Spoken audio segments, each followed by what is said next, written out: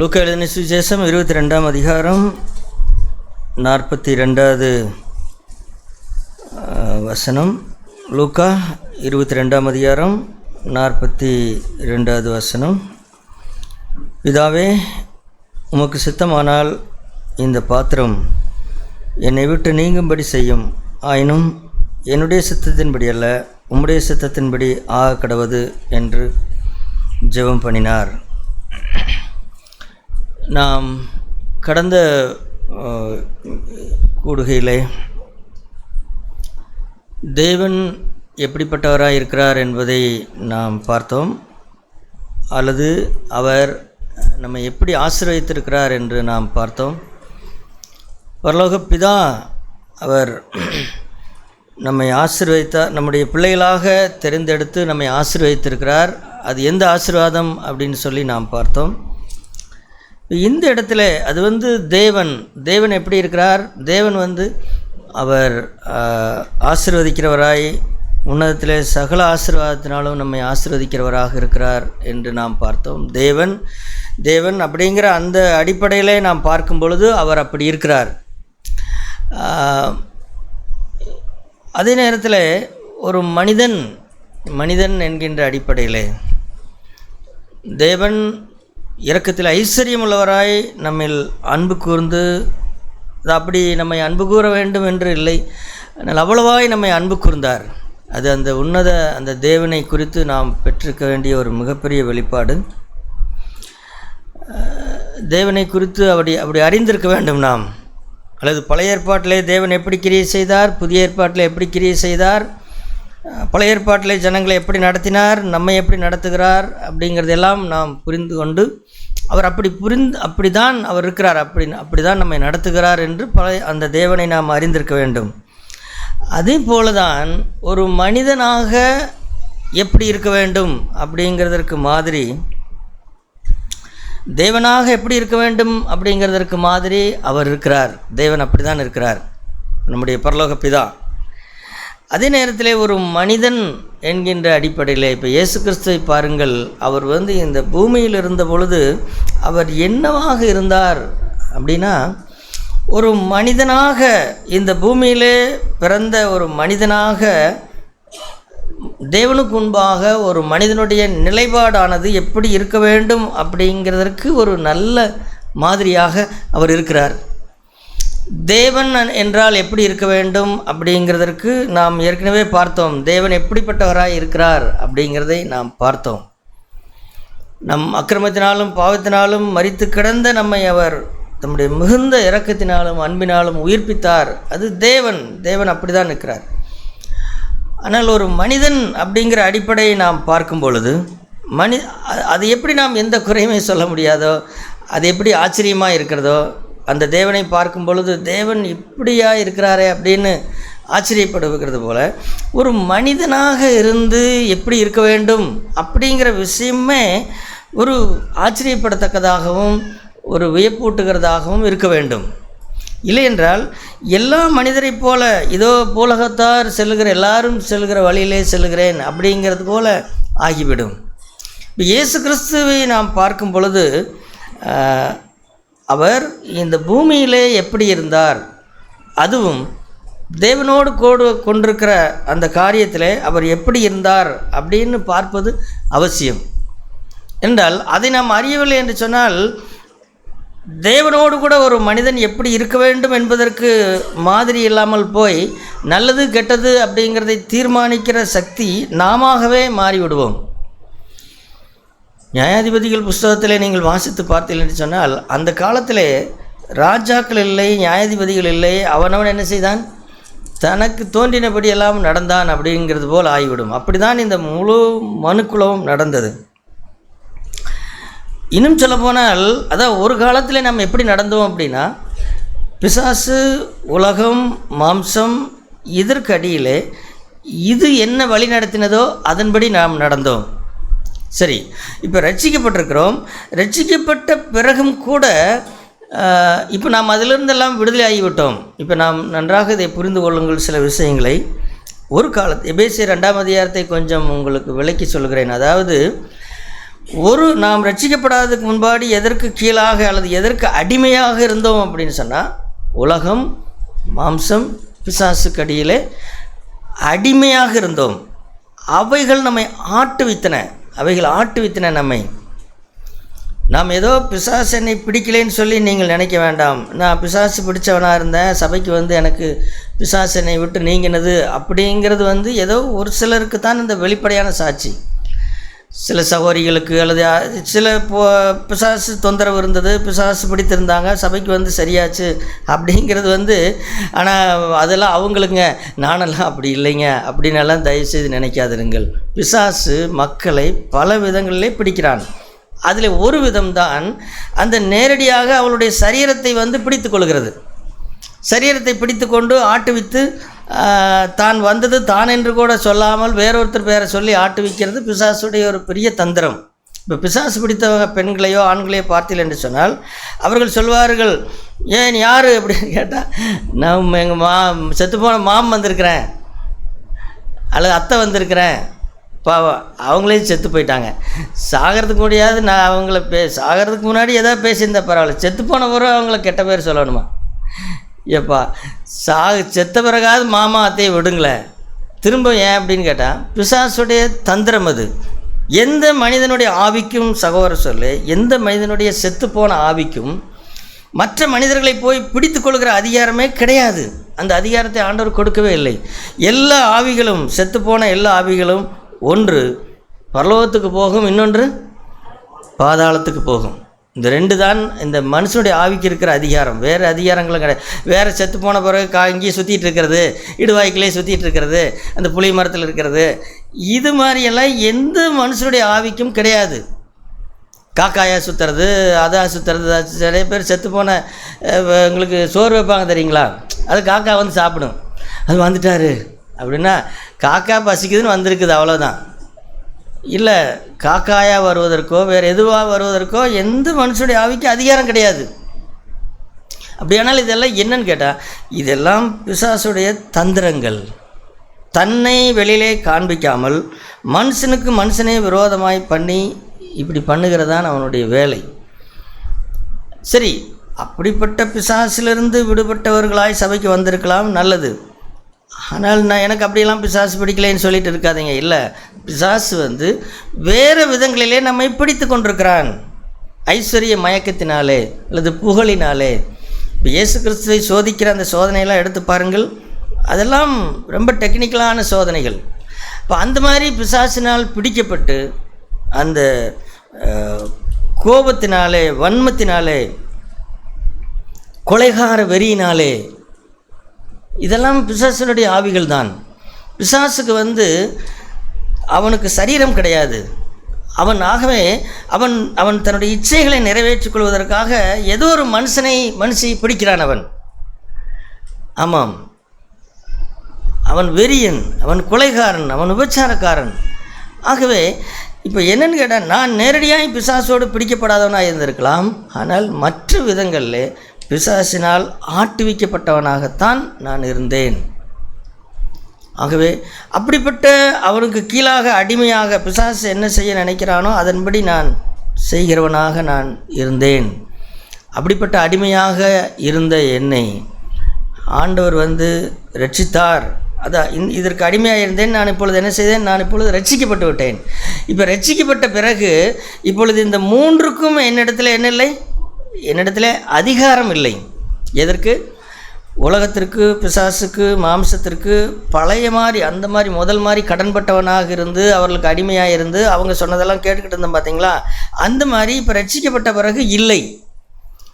ஆனாலும் என்னன்னு கேட்டால், இப்போ பவுல் சொல்வார் அல்லவா, மாம்சத்தின்படி பிழைப்பதற்கு மாம்சத்திற்கு நாம் கடனாளிகள் அல்ல. இந்த உலகத்திற்கு கடனாளி அல்ல. உலக போகிற போக்கின்படியே, இந்த உலகத்தின் சிஸ்டத்தின்படி வாழ்வதற்கு நான் கடனாளி அல்ல. பிசாசுக்கு நான் கடனாளி கிடையாது. அவனிடத்திலிருந்து ஆண்டவர் என்னை விடுதலை செய்து விட்டார். அந்த கடன் பத்திரத்தை அழித்து விட்டார். சரி, இப்போ இந்த மூன்று பேரும் இல்லையா அப்படின்னு கேட்டால் இருக்கிறார்கள். உலகம் இருக்கிறது. ரட்சிக்கப்பட்டு நான் இப்பொழுது சபைக்கு வந்து ஆண்டுடைய பிள்ளையாக இருக்கிற போதும் இப்பொழுது இவர்கள் எல்லாரும் இப்பொழுது அடிமையாக நான் அவர்களுக்கு இல்லை, இவர்கள் எல்லாரும் இருக்கிறார்கள். ஆனால் அவங்ககிட்ட நான் இப்போ வாங்கினதெல்லாம் அடைபட்டு நான் அவங்களுக்கு அடிமை கிடையாது. நான் இப்பொழுது சுயாதீனாய் மாறிவிட்டேன்.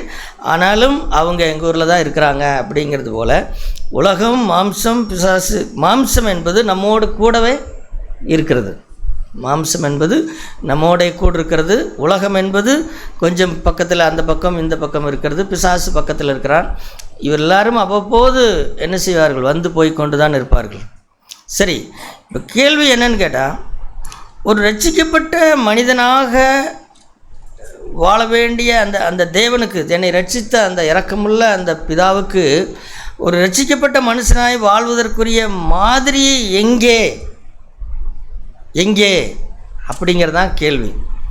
ஏன்னா இன்றைக்கு கிறிஸ்தவத்திலே சகோதரர்களே இந்த மாதிரி இல்லை. இயேசுவையும் என்ன செய்து விட்டார்கள் அப்படின்னு கேட்டால், இயேசு கிறிஸ்து தேவகுமாரன், அவர் பாவம் செய்யவில்லை என்பதிலே எந்த ஆச்சரியம் இல்லை. அவர் தேவகுமாரன், அவர் பாவம் செய்யவில்லை. ஆனால் நாம் அடிக்கடி பிசாசுக்கு அடிமையாக இருக்க வேண்டியதாக இருக்கிறது, உலகத்துக்கு அடிமையாக இருக்க வேண்டியிருக்கிறது, மாம்சத்துக்கு சில நேரம் அடிமையாக இருக்க வேண்டி இருக்குது. என்ன செய்ய இல்லை, இது ஒரு ஒரு ஒரு மிகப்பெரிய சத்தியத்தை மூடி மறைக்கிற விஷயம் இல்லை. இயேசு கிறிஸ்து அவர் தேவகுமாரன், ஆனால் இந்த பூமிக்கு வந்த பொழுது அவர் சாதாரண மனுஷனாக இருந்தார். நம்மை போல் அவர் சோதிக்கப்பட்டார். எதற்காக அப்படின்னு கேட்டால், தேவனோடு கூட ஒரு மனிதன் எங்கனம் இருக்க முடியும் அப்படிங்கிறதுக்கு ஒரு மாதிரி தேவை. ஏனென்றால் இந்த உலகத்திலே அந்த மாதிரி இல்லை. எல்லாமே ஒரு குறைவடைந்த மாதிரியாக இருக்கிறது. நீங்கள் பழைய ஏற்பாட்டை பாருங்கள், மிக சிறந்த மனிதர்கள் கூட மாதிரிகளாக இல்லை. ஆகவே தான் ஆண்டவர் நம்மை போல மாம்சத்திலே வர வேண்டியதாக இருக்கிறது. வந்து இந்த சுற்றிலும் இருக்கிற இந்த 3 விஷயங்கள் இருக்கிறது அல்லவா, உலகம், மாம்சம், பிசாசு, இந்த 3ம் வந்து சோதிக்கிறது. அதான் இப்போ பிசாசுக்கு நான் அடிமையாக இல்லை. ஆனால் பிசாசு அவ்வப்போது என்ன செய்வான்? வருவான். முதல் மாதிரி அடிமை கிடையாது நான் அவனுக்கு. ஆனால் அவன் என்னிடத்திலே வருவான், என்னிடத்திலே என்னை சோதிக்க வருவான். அதே போல் உலகத்திற்கு நான் அடிமை கிடையாது, ஆனால் உலகமும் என்னை சோதிக்கும். மாம்சத்திற்கு நான் கடனாளி கிடையாது, ஆனால் மாம்சத்தினாலே நான் சோதிக்கப்படுகிறேன். இப்போ இந்த விஷயத்தில் எல்லாம் இப்படி தான் இயேசுவும் இருந்தார். இயேசுவும் இப்படி தான் சோதிக்கப்பட்டார். ஆனால் சோதிக்கப்பட்ட அவர், ஆகவே தான் ஒரு மனிதனாக எப்படி இருக்க வேண்டும் அப்படி என்பதற்கு இயேசு கிறிஸ்து தான் நல்ல மாதிரி. சரி, அப்படி நாம் பார்க்கும் பொழுது நாம் படித்த இந்த வசனம் இருக்கிறது அல்லவா, அந்த வசனம்தான் இந்த வசனம் லூக்கா 22:42. பிதாவே, உமக்கு சித்தமானால் இந்த பாத்திரம் என்னை விட்டு நீங்கும்படி செய்யும், ஆயினும் என்னுடைய சித்தத்தின்படி அல்ல, உம்முடைய சித்தத்தின்படியே கடவுது. சகோதரர்களே, இந்த பொன்னெழுத்துக்களால் பொறிக்கப்பட வேண்டிய ஒரு வார்த்தை இது. அதாவது தேவனுக்கும் மனிதனுக்கும் இருக்க வேண்டிய அந்த நிலைப்பாடு, அந்த ஒரு ஸ்ட்ராங்கான உறுதிப்பாடான ஒரு நிலைப்பாடு என்பது என்னன்னு கேட்டால், என் சித்தத்தின்படி அல்ல, உம்முடைய சித்தத்தின்படியே. சரி, இது ஏதோ கெத்செமனே தோட்டத்திலே தான் அவர் அப்படி ஜெபித்தாரா அப்படின்னு கேட்டால் அப்படி அல்ல. நாம் வாசிக்கிறோம் யோவான் 6ஆம் அதிகாரத்திலே, யோவான் 6ஆம் அதிகாரம், இந்த வசனத்தையும் நாம் மறக்கக்கூடாது. யோவான் 6ஆம் அதிகாரம் 38வது வசனம். யோவான் 6:38, என் சித்தத்தின்படி அல்ல, என்னை அனுப்பினவருடைய சித்தத்தின்படி செய்யவே நான் வானத்தில் இறங்கி வந்தேன். அங்கிருந்து வரும்பொழுதே, இந்த பூமியில் பிறக்கும் பொழுதே, அல்லது இந்த பூமியில் பிறந்ததிலிருந்தே அவருடைய அதான் பாருங்கள், பூமியில் பிறக்கிற, இதை இன்னொரு கோணத்தில் பேசுவோம் என்று சொன்னால், பூமியில் பிறக்கிற ஒவ்வொருத்தருக்கும் இருக்கிற அவர்கள் மேல் விழுந்த கடமை என்ன, அல்லது ஒவ்வொரு தேவனுடைய பிள்ளையாய் பிறக்கிற ஒவ்வொருத்தர் மேலும் விழுந்த கடமை என்ன அப்படின்னா, அல்லது ஒரு மனிதன் தேவனுக்கும் அவனுக்கும் இருக்கிற அந்த தொடர்பானது என்ன உத்தமத்தில் இருக்க வேண்டும் அப்படின்னு சொன்னால், என் சித்தத்தின்படி அல்ல, என்னை அனுப்பினவருடைய சித்தத்தின்படி செய்வதற்கே நான் என்ன செய்தேன், இந்த பூமிக்கு நான் வந்தேன். ஆகவே அருமையான சகோதர சொல்லு, இதுதான் ஒரு தேவனுடைய பிள்ளையாய் இருக்கிற நம்முடைய நிலைப்பாடு. நம்முடைய நாம் நம்மை குறித்து வைத்திருக்க வேண்டிய ஒரு நிலை என்ன, ஒரு ஸ்ட்ராங்கான நிலை என்னன்னு கேட்டால் இதுதான். ஒரு மனிதனாக, சோதிக்கப்படக்கூடிய ஒரு மனிதனாக இருக்கிற ஒவ்வொருத்தரும் வைக்க வேண்டிய நிலை என்னன்னு கேட்டால் இதுதான். இயேசு கிறிஸ்து அப்படித்தான் இருந்தார். அவர் பிறந்ததிலிருந்து அவர் மரிக்கிற வரைக்கும் அவர் ஊரில் அவர் பிறந்தது கூட சகோதரர்களே அவருடைய சித்தம் அல்ல. இயேசு கிறிஸ்து பிறக்கிறதை ஒரு வார்த்தை உங்களுக்கு தெரியுமா? மீகா எழுதின புத்தகத்தை பாருங்கள். அதில் மீகா எழுதின தீர்க்கதரிசன புத்தகத்திலே அந்த வார்த்தையை காண்பிக்கிறேன். மீகாவின் புஸ்தகம் 5ஆம் அதிகாரம் 2வது வசனம். மீகா எழுதின தீர்க்கதரிசன புத்தகம் 5ஆம் அதிகாரம் 2ஆம் வசனம். எப்பிராத்தா எண்ணப்பட்ட பெத்லகேமே, நீ யூதாவில் உள்ள ஆயிரங்களுக்குள்ளே சிறிதாயிருந்தும் இஸ்ரவேலை ஆளப்போகிறவர் உன்னிடத்திலிருந்து புறப்பட்டு என்னிடத்தில் வருவார். அவருடைய புறப்படுதல் அநாதி நாட்களாக பூர்வத்தினுடையது. இந்த வசனத்தை தான் இயேசு கிறிஸ்து பிறந்திருக்கிறார் என்று சொல்லி அந்த கிழக்கிலிருந்து வந்த சாஸ்திரிகள் அந்த கிழக்கிலிருந்து வந்த சாஸ்திரிகள் ஒழுங்காக வந்துக்கிட்டு இருந்தாங்க. ஆனால் எல்லாருடைய மைண்டே தப்பாக இருக்குது பாருங்கள். எல்லாருடைய மனதுமே கிழக்கிலிருந்து வந்த சாஸ்திரிகள் நட்சத்திரம் வழி நடத்தினது. நட்சத்திரம் போகிற போக்கிலேயே போகாமல் அவர்கள் என்ன மனது, அப்படிப்பட்ட மனது என்ன மனதுன்னா, ஒரு ராஜான்னா கிராமத்திலே பிறப்பார். எங்கே பிறப்பார்? ஒரு அரண்மனையில் அல்லவா பிறப்பார். இது புத்தி, இது மனுஷனுடைய புத்தி. இப்படி தான் நம்ம யோசிக்கிறோம். ஒரு ராஜானா அவர் எருசலேமில் இருப்பார். எருசலேமில் தானே ராஜா இருக்கிறாரு, அங்கே இருப்பார். அதனால் அங்கே போவோம். உன்னை நீ காட்டிலையும் பாலைவனத்திலையும் உன்னை நட்சத்திரம் வழி நடத்துச்சா இல்லையா? ஆமாம், வழி நடத்துது. அப்புறம் நீ ஏன் குறுக்கோளியில் போகிற? மைண்டு புத்திக்கு இடம் கொடுக்கறதுனால இல்லை. அங்கே போய் கேட்டா அங்கே யாரும் அப்படி இல்லை. ஆனால் அதற்கப்புறம் அந்த ஏரோது கூப்பிட்டு கேட்கும் பொழுது அந்த வேதபாரகர் பரிசேயர் எந்த வசனத்தை காமிச்சாங்க? இந்த வசனத்தை தான் காமிச்சாங்க. அப்போ என்னென்னு கேட்டால், இயேசு கிறிஸ்து பிறப்பதற்கு முன்பதாகவே அவருடைய பிறப்பு கூட யாருடைய சித்தம்? தேவனுடைய சித்தம். ஆகவே நாம் இந்த பூமியிலே பிறப்பது கூட தேவனுடைய சித்தம்தான். ஏன் தான் நான் எங்கள் அப்பா அம்மாவுக்கு பிறந்தனோ, அது ஏன் தான் நான் இங்கே வந்து பிறந்தனோ அப்படியெல்லாம் தயவுசெய்து நினைக்காதிருங்கள். இயேசு கிறிஸ்து அப்படியெல்லாம் இல்லை. பிறக்க போகிற பிள்ளைகளுக்கும் அவர்தான் மாதிரி. அப்போ ஆண்டவர் பாருங்கள், அந்த பெத்லகேம் ஊரில், ஒரு சின்ன ஊரில் அவர் வாழும்படிக்கு அல்லது பிறக்கும்படிக்கு ஆண்டவர் அனுமதித்தார். அதை மனப்பூர்வமாக ஏற்றுக்கொண்டு அவர் வந்தார். இந்த பூமியிலே அவருடைய வாழ்க்கையின் எல்லா பகுதிகளையும், சகோதரர்களே, நம்மை போல எல்லா விதத்திலையும் அவர் சோதிக்கப்பட்டார். ஏனென்றால் நமக்கு இருந்த மாம்சம் அவருக்கு இருந்தது. ஆகவே நாம் சோதிக்கப்படுவது போலவே அவரும் சோதிக்கப்பட்டார். ஆனால் சோதிக்கப்படும் போதெல்லாம் மாம்சம் என்றால் என்ன அப்படின்னு கேட்டால், அது நம்முடைய சித்தம் என்று தான் அர்த்தம். நம்முடைய சித்தம், நம்முடைய விருப்பம், நம்முடைய அளவில்லாத விருப்பம், நம்முடைய ஆசை, இதுதான் மாம்சம். நம்முடைய ஆசை அப்படியே சில நேரங்களில் நம்மளை அப்படியே பிடிக்கும். அப்படியே எனக்கு ஆசையாக இருக்குது, எனக்கு இந்த வண்டியில் போகணும்னு ஆசையாக இருக்குது, அல்லது அது நான் எங்கே அது உலகத்திலே கற்றுக்கொண்டேன். இந்த உலகம் நம்முடைய ஆசை இச்சைகளுக்கு தீனி போடுகிறதா இருக்கிறது. பிசாசு தீனி போடுகிறவனாக இருக்கிறான். ஆக மொத்தத்தில் இல்லை, இயேசு கிறிஸ்துவை பாருங்கள். அவர் சின்ன வயதிலிருந்தே என் சித்தம் அல்ல ஆண்டவரே, உம்முடைய சித்தம் அப்படின்னே சொல்லி வளர்ந்தார். ஆகவே தான் இப்போ நம்முடைய வாழ்க்கையிலையும் இதை புரிந்து கொள்ளுங்கள். நம்முடைய கடமை என்ன? கிறிஸ்துவனாக ஞானஸ்தானம் பெற்று அபிஷேகம் பெற்ற பிறகு என்னுடைய இஷ்டத்தின்படி நடப்பதான்னு கேட்டால் இல்லை. என்னுடைய நல்ல விருப்பங்கள் கூட என்னுடைய விருப்பங்கள் அல்ல. இல்லை, சில நேரத்தில் நமக்கு நிறைய நல்ல விருப்பங்கள் கூட இருக்கிறது. ஆனால் அது அவருடைய சித்தமாங்கிறதா முக்கியம். அது அவருடைய சித்தமாங்கிறதா முக்கியம். ஆனால் ஆகவே தவறான விருப்பங்களாக இருந்தாலும் சரி, நல்ல விருப்பங்களாக இருந்தாலும் சரி, எல்லாவற்றையும் அவர் என் சித்தமல்ல, என் சித்தமல்ல. சரி, அப்படின்னா இயேசு கிறிஸ்து என்ன காட்டுக்குள்ளே வாழ்ந்தார்? அவர் என்ன யோவான் ஸ்நானகனை போல் வெட்டுக்கிளையும் காட்டு தானே சாப்பிட்டுக்கிட்டு இருந்தார்?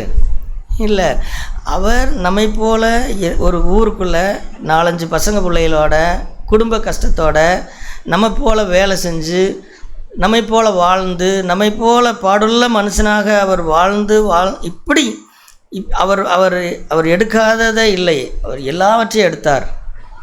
யோவான் ஸ்நானகன் நமக்கு மாதிரி அல்ல, இயேசுதான் நமக்கு மாதிரி.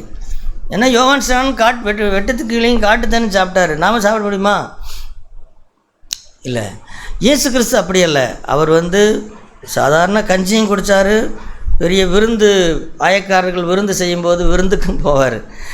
அவர் நம்மை போல் இருந்தார். ஆனால் அவருடைய வாழ்க்கையில் இருந்த அந்த தாரக மந்திரம் ஒரு மந்திரத்தை போல ஒலித்து கொண்டிருந்தது. ஒன்று என்ன அப்படின்னு கேட்டால், என்னுடைய சித்தம் அல்ல, என் பிதாவின் சித்தம். அல்லது இது பிதாவின் சித்தமா அப்படின்னு சொல்லி பார்த்தார். அப்படி பார்த்து பார்த்து அவர் ஒவ்வொன்றாக அப்படி வளர்ந்து வளர்ந்து தன்னுடைய தன்னுடைய சித்தத்தை எல்லாம் ஒழித்து அந்த 33 வயதுக்குள்ளாக சகோதர சொல்லி அவருக்கென்று இருந்த எல்லா சித்தங்களும் திட்டங்களும் ஆசைகளும் எல்லாம் போய்விட்டது. சரி, அப்படி போய்விட்டதுனாலே அவர் சன்னியாசியாகி போய்விட்டாரான்னு கேட்டால் இல்லை, அப்படியெல்லாம் இல்லை, இப்படியெல்லாம் இல்லை.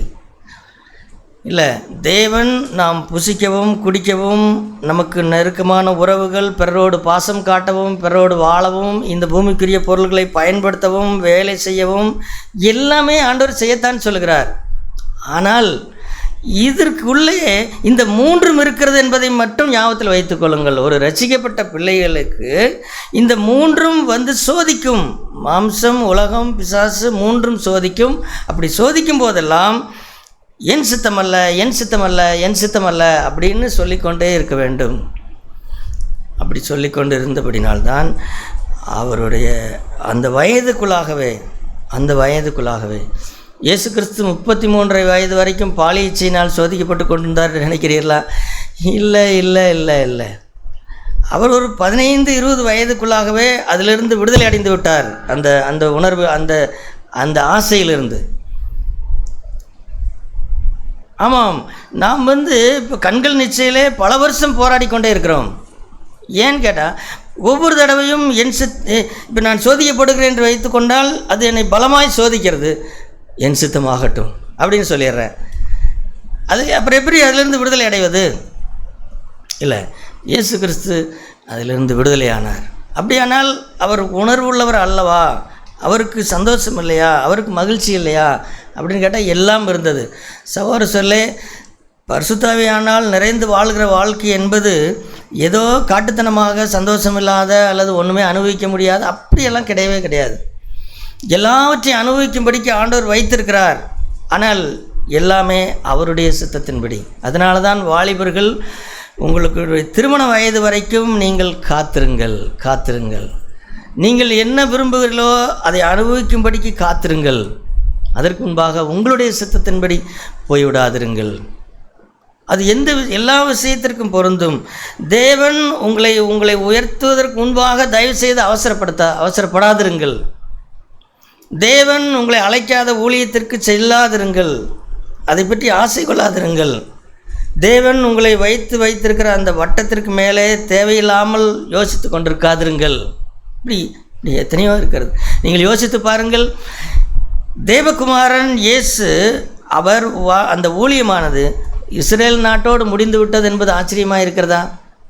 அல்லது இன்னும் சொல்லப்போனால் சில நேரங்களில் ஏதோ தேவ சித்தமாக இருந்தபடினால்தான் போய் அந்த சிரோபனிக்க ஸ்திரீயினுடைய மகளை சுஸ்தப்படுத்தினாரே தவிர, நாய்க்குட்டிகளை பிள்ளைகள் அப்பத்தை எடுத்து நாய்க்குட்டிகளுக்கு போடுகிறது நல்லதல்லன்னு சொல்லி பிள்ளைகளுக்காகவே, அதாவது இஸ்ரேல் நாட்டுக்காகவே தான் அவர் ஊழியம் செய்ய வந்தார். அதான் அவருடைய வட்டம். அதற்கு மேலே அவர் போகவே இல்லை. அதை குறித்து அவர் வருத்தப்படவும் இல்லை. ஆண்டவரே, எனக்கு இருக்கிற பாரத்துக்கு நான் ரோமாவரிக்கு போயிருக்கலாமே, எனக்கு இருக்கிற பாரத்துக்கு நான் கீழ்திசை நாடுகளுக்கு போயிருக்கலாமேன்னு கேட்டால், உன்னை குறித்து இதுதான் சித்தம், இதுதான் சித்தம் அப்படின்னா, இப்போது சில நல்ல விருப்பங்கள் கூட தேவனுடைய சித்தத்திற்கு அடிபணியுங்கள், அவ்வளோதான். தேவன் 1000 நோக்கங்கள் நமக்கு இருக்கிறது, ஆனால் எல்லாமே இல்லை, அப்படி இல்லை. ஆகவே இப்போ கடைசியாக வரும் பொழுது நாம் என்ன பார்க்குறோம்? அந்த கெத்செமனே தோட்டத்துக்கு வருகிறார். கெத்செமனே தோட்டத்தில் அதாவது அவர் எந்த அளவுக்கு போனாருங்கிறது நமக்கு ஆச்சரியமாக இருக்கிறது. அவருக்கு மிகவும் பிடித்தது என்ன அப்படின்னு கேட்டால், பிதாவோடு கூட கொண்டிருக்கிற ஐக்கியம் ஒன்றுதான் சகோதரர்களே அவரை சந்தோஷப்படுத்தினது இந்த உலகத்திலே. மற்றபடி அவர் பெரிய நாசரேத்தூரில் பெரிய காட்டேஜ் இண்டஸ்ட்ரீஸ் வச்சு ஒரு பெரிய பணக்காரரும் இல்லை, அவர் பெரிய பல இடங்களே பிராஞ்சு போட்டு தொழில் செஞ்சவரும் இல்லை. அவர் எனக்கு தெரிந்து அவருக்கு இருந்த ஒரே ஒரு சந்தோஷம், மற்றபடி வீட்டில் பார்த்தா கஷ்டப்படுகிற வீடு தான். 4 தம்பிங்க 2 தங்கச்சிங்க, அவங்களோட அல்லாடிட்டு இருக்க வேண்டியிருக்கிறது. வேலை செஞ்சு கொண்டு வர்ற காசு இவங்களுக்கு சாப்பாடு போடுறதுக்கும் துணிமணி எடுத்து கொடுக்குறதுக்கும் பற்ற மாட்டேங்குது. அப்பா வேறு சின்ன வயசுலேயே இறந்து போயிட்டார். என்ன வாழ்க்கையில் என்ன சுவாரஸ்யம் பாருங்கள். ஒரு பையனுக்கு ஒரு 15 வயசுலேருந்தே குடும்ப பாரத்தை சுமக்க வேண்டிய நிலை வந்து விட்டதே, என்ன சுவாரஸ்யம் இருக்கிறது? நினச்சபடி வண்டி எடுத்துகிட்டு சுற்ற முடியுமா? அல்லது எங்கேயாவது டூர் போக முடியுமா? கன்னியாகுமரி நான் டூர் போயிட்டு வரேன், கேரளா போய் நான் படகு வீட்டில் ஏறி நான் பார்த்தால் வழியே அப்படின்னு படகு வீட்டுக்கு போக முடியுமா? எங்கே காசு இருக்குது, எங்கே போகிறது? இல்லை, அவர் வாழ்ந்த வாழ்க்கை பாருங்கள் சகோதரர். அவர் பார்த்ததெல்லாம் இந்த நன்மையேதும் வாசமில்லாத இந்த நாசரேத்தூர்காரங்க மூஞ்சிலே முழிக்க முடியாது. ஐயோ, டெய்லி எந்திரிச்சு அவங்க மூஞ்சியில் தானே முழிக்க வேண்டியதாக இருக்குது. 30 வருஷம் இந்த மூஞ்சியில் தான் முழிச்சுக்கிட்டே இருந்தார். ஆனால் அவருடைய சந்தோஷம் என்ன தெரியுமா சகோதரர்களே? பிதாவோடு கூட அவர் கொண்டிருந்த ஐக்கியம்தான். அது மட்டும் இருந்தால் போதும். ஊர் மோசமாக இருந்தா என்ன, வாழ்க்கை சூழல் மோசமாக இருந்தா என்ன, வீடு மோசமாக இருந்தா என்ன, எதுவுமே என்னை ஒன்றும் பண்ணாது. நான் வாழ்கிற இடம் பாலைவனமாக இருந்தால் என்ன, அந்த பிதாவோடு கூட இருக்கிற அந்த சந்தோஷம், என் சித்தமல்ல உம்முடைய சித்தம் ஆக கடவுது என்று சொல்லும் பொழுதெல்லாம் அவர் பூரித்து சந்தோஷப்பட்டு, என் பிரியமான குமாரனே அப்படின்னு சொல்லி அவர் சொல்லி சொல்லி சொல்லி அந்த சந்தோஷத்தினாலே வளர்ந்து இருந்த அந்த சந்தோஷமே கடைசியில் என்ன போகிறது? எடுபட போகிறது. பிதாவோடு கூட கொண்டிருக்கிற அந்த ஐக்கியம் ஒன்றுதான் அவருடைய வாழ்க்கைக்கு ஆதாரமே. அதை தவிர அவர் வேறொன்றும் கேட்கவே இல்லை. எனக்கு வேறு ஒன்றும் வேண்டாம் பிதாவே, உம்முடைய சமூகம் எனக்கு போதும். என்னுடைய சூழ்நிலைகள் மாற வேண்டாம், என்னுடைய அக்கா அண்ணன் தம்பி தங்கச்சிக்கு மாற வேண்டாம், என்னுடைய ஊர் மாற வேண்டாம், என்னுடைய வேலை மாற வேண்டாம், எனக்கு உம்முடைய சமூகம் வேண்டும், எனக்கு உம்முடைய சமூகம் வேண்டும், அதுவே எனக்கு போதும் அப்படின்னு வாழ்ந்தாரே. அந்த சமூகமும் அந்த சந்தோஷமும் ஒரு நாளில் என்ன ஆக போகிறது? ஈடுபட போகிறது. அதனால் வாழ்நாள் பூராவும் என் சித்தமல்லன்னு சொல்லிட்டு இருந்தவர் கடைசி நேரத்தில் தயங்குகிறார். ஏன் தயங்குகிறார்? ஏன்னா ஏதோ தன்னுடைய இஷ்டத்தை தன்னுடைய இச்சைகளை நிறைவேற்றும்படிக்கு அவர் தயங்கலை. என்னுடைய வாழ்க்கையில் இருந்த ஒன்றே ஒன்று நீங்கள் தான் ஆண்டவரே, உம்முடைய சமூகம் தான் ஆண்டவரே, உம்முடைய சமூகத்தின் சந்தோஷம்தான் ஆண்டவரே, அதையும் என்னிடத்தை விட்டு எடுத்து விட போகிறீரா? இது உம்முடைய சித்தமா? எனக்கு வேண்டாம் ஆண்டவரே, உம்முடைய சித்தம் இல்லைன்னா என்னை இதை விட்டு எடுக்காதீங்க, தயவுசெய்து என்னை எடுக்காது. ஏன்னா நீங்கள் தான் என்னுடைய உயிர். அந்த உயிரையே என்னிடத்துலேருந்து பிரிச்சுட்டா அப்புறம் நான் எப்படி இருப்பேன்? அல்லது நீங்கள் தான் என்னுடைய தலை, என்னுடைய தலையை வெட்டிட்டா நான் எப்படி வாழ்வேன் அப்படின்னு அவர் கதறுகிறார். சகோதரர்களே பாருங்கள், ஒருத்தர் வாழ்க்கை பூராவும் ஒரு பொண்ணு இருக்குது, வாழ்க்கை பூராவும் தனக்குன்னு எதையுமே தேடலை. ஆனால் எல்லாமே பிறருக்காக அல்லது எல்லாமே பிதாவின் சித்தம் வாழ்ந்துட்டு கடைசியில் அந்த பிதாவுடைய சமூகமே யாருக்காக வாழ்ந்தேனோ, எப்படி வாழ்ந்தேனோ அதுவும் போகுதா அப்படிங்கும் பொழுதுதான் அவர் தயங்குகிறார். ஆண்டவரே அதுதான் எனக்கு உயிர். என்னுடைய தலையை என்னை விட்டு வெட்டி, நீங்கள் தான் என்னுடைய தலையை வெட்டிட்டா எனக்கு நான் எப்படி, அல்லது நீங்கள் தான் என்னுடைய சந்தோஷம், அந்த சந்தோஷம் என்னை விட்டு போயிட்டா, நீங்கள் என் மேலே கோபமாக என்னை பார்த்தீங்கன்னா நான் எப்படி ஆண்டவரை தாங்குவேன்? சகோதரர் சொல்லு, ஊராரின் கோபத்தை அவர் பெருசாக பார்க்கல, மற்றவங்களுடைய கோபத்தை பார்க்கல, மற்றவர்கள் என்னை நேசிக்கலைங்கிறதெல்லாம் அவருக்கு பெருசல்ல.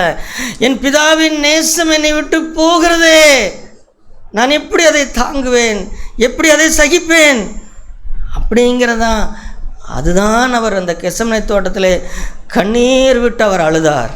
ஆண்டவரே உமக்கு சித்தம் இல்லை என்றால் இதை எடுக்க இது எனக்கு வேண்டாம். ஆனால் பிதா அங்கிருந்து கண்ணீரோடு சொன்னார், என் மகனே, என்னுடைய அருமையான பிரியமான மகனே, இதை மட்டும் நீ செய்யவில்லை என்று சொன்னால் எசேக்கியா என்கின்ற ஒரு மனுஷனை நம்முடைய வீட்டுக்கு கொண்டு வர முடியாது, அவனை என்னுடைய மகனாக நம்முடைய வீட்டுக்கு அழைத்து கொண்டு வர முடியாது அப்படின்னு அவர் அங்கிருந்து கண்ணீரோடு சொன்ன பொழுது, ஆண்டவரே அப்படியானால் உம்முடைய சித்தமாகட்டும் அப்படின்னார். சகோதரர் சொல்லு, இந்த கெத்செமனே தோட்டத்தின் இந்த ஜெபம் உங்களை உடைக்கிறதா? இருக்கிற ஒரே ஒரு நம்பிக்கை, ஒரே ஒரு இன்பம், ஒரே ஒரு சந்தோஷத்தை இழந்து அந்த அந்த அந்த அந்த சிலுவையிலே 3 மணி நேரம் பிதா அவர் கூட இல்லை. அதனால தான் சொல்கிறேன், இந்த உலகத்திலே யார் இல்லைனாலும் பரவாயில்லைங்க சகோதரர் சொல்லு, தேவனுடைய சமூகம், பிதாவுடைய சமூகம் எனக்கு இருந்தால் போதும். நான் எப்படிப்பட்ட துன்பத்தையும் சகிப்பேன், எந்த இடத்துலையும் வேலை செய்வேன், என்னை அது ஒன்றும் பண்ணாது. நான் தரையிலே படுப்பேன், எதையும் சாப்பிடுவேன், யாருக்கு வேணாலும் சம்பாரித்து போடுவேன். நான் சம்பாதிக்கிறதெல்லாம் செலவாயிட்டே இருக்கிறதுனாலும் பரவாயில்ல. ஆனால் பிதாவே உம்முடைய சமூகம் மட்டும் எனக்கு போதும். இல்லை, ஒரு நேரத்தில் அந்த சமூகம் எடுக்கப்படுகிற நேரம் வருகிறது. அப்படி வரும்பொழுது தான் அவர் கெஞ்சி ஜெபிக்கிறார். அப்பொழுதும் அவர் என்ன சொல்கிறார்? என் சித்தம் அல்ல. எனக்கு இருக்கிற ஒரே ஒரு ஆசை இதுதாங்க ஆண்டவரே, ஆனாலும் அந்த ஆசையும் நான் விட்டு கொடுக்கிறேன். இவர்களுக்காக, நீ ரட்சிக்க போகிற இந்த இடுவாய் சபையில் இருக்கிற ஜனங்களுக்காக நான் நரகத்தை ருசி பார்க்க வேண்டுமா? உம்முடைய சமூகத்தை விட்டு இழக்க வேண்டுமா? அப்படியானால் நான் அதை செய்கிறேன். என் சித்தம் அல்ல, என் சித்தம் அல்ல. பாருங்கள், இயேசு கிறிஸ்து எங்கேயாவது தனக்கானதை தேடினாரா? அதான் பாருங்கள், பிதாவோடு கூட வாழ்கிறதுல என்னங்க தனக்கானதை தேடுகிறது இருக்கிறது? ஒன்றுமில்லை. அதான் அவருடைய ஜீவன். ஆனால் அதையும் கூட இழந்தாரே, அதையும் கூட இழந்து முழுக்க நமக்காக இந்த பாலும் நரகத்தை ருசி பார்த்தாரே.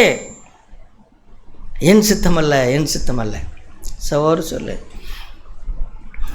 அதுதான் ஒரு மனிதன் எப்படி தேவனோடு வாழ வேண்டும் என்பதற்கு ஒரு நல்ல அடையாளம் இயேசு கிறிஸ்து தான். ஆகவே நம்முடைய வாழ்க்கையிலையும் நாம் இந்த அளவுக்கெல்லாம் நம்முடைய வாழ்க்கை போகிறது கிடையாது. இந்த அளவுக்கெல்லாம் நரகத்தை ருசி பார்க்க வேண்டிய அனுபவமெல்லாம் நமக்கு கிடையாது. நமக்கு சில நேரங்களில் தேவனுடைய சமூகம் நல்ல விருப்பங்கள் கூட பிறருக்காக விட வேண்டியதாக இருக்கும். அப்பொழுதும் கூட சரிங்க ஆண்டவரே, பிறர் ரட்சிப்பதற்காக கஷ்டப்பட வேண்டியதாக இருக்கும். பிறர் ரட்சிக்கப்படும் வரைக்கும் பிறரோடு கஷ்டப்பட்டு வாழ வேண்டியதாக இருக்கும். அது தினந்தோறும் பாடுதான். அது ஒரு புருஷனோடு அப்படி வாழ்வது பாடுதான், ஒரு ஊராரோடு வாழ்வது பாடுதான்.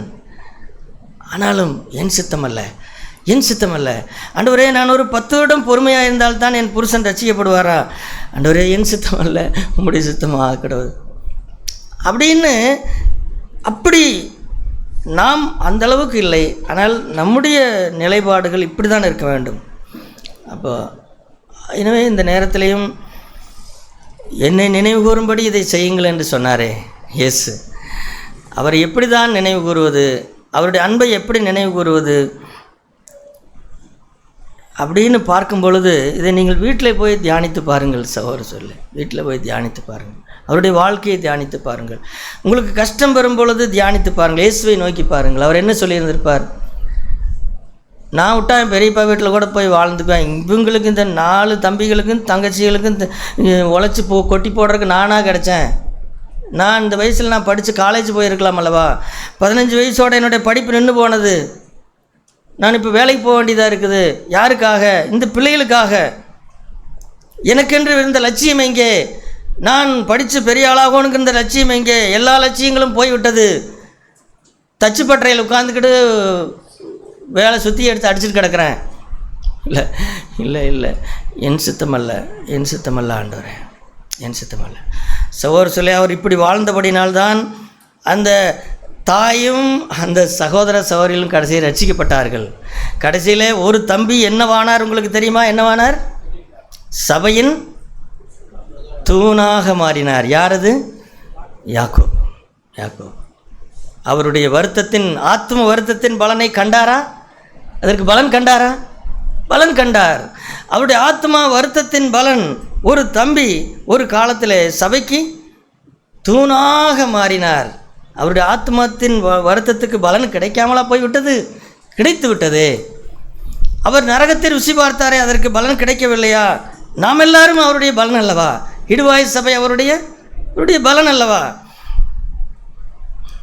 ஆகவே இதை எப்பொழுதும் ஞாபகத்தில் வைத்துக் கொள்ளுங்கள். ஆண்டவரே, என் சித்தம் அல்ல. ஆனால் அந்த போராட்டம் வரும். நான் இப்போ என்ன செய்கிறது? பாவத்திற்கு இடம் கொடுப்பதா, இச்சைக்கு இடம் கொடுப்பதா? சின்ன சின்ன விஷயங்களிலிருந்தே அந்த சித்தம் தொடங்கும். சகோதர சொல்லி வாலிபர்களுக்கு உண்டு, திருமணமானவர்களுக்கு உண்டு, வயதானவர்களுக்கு உண்டு, எல்லாருக்கும் உண்டு. ஆனால் ஆண்டவரே, என் சித்தம் அல்ல. அப்படின்னா எனக்கு சந்தோஷம் எங்கே கிடைக்கும்? பிதாவினுடைய சமூகம்தான் அந்த சந்தோஷம். நான் கண்ணீரோடே கூட இருக்கிறேன், எனக்கு சந்தோஷம் எங்கே? பிதாவின் இடத்தில் போங்கள், அங்கே அவரிடத்தில் அந்த சந்தோஷம் இருக்குது. அதை கூட ஒரு நாள் இழக்க துணிந்தாரே எம்பெருமான் இயேசு கிறிஸ்து. அவரல்லவா நம்முடைய மாதிரி.